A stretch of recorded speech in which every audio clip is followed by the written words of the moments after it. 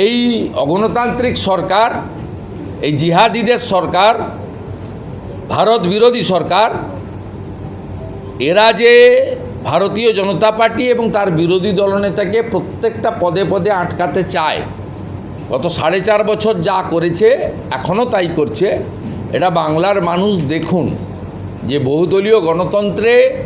মুখ্যমন্ত্রী যে আজকে মিছিল করবেন,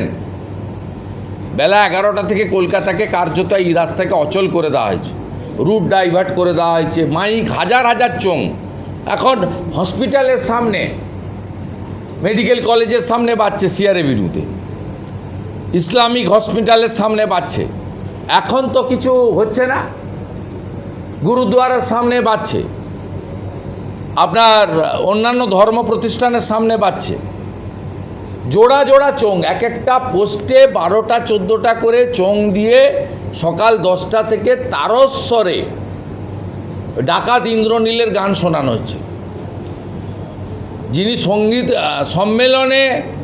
আর্টিস্টদের কাছ থেকেও খাম থেকে 5,000 টাকা কাটেন।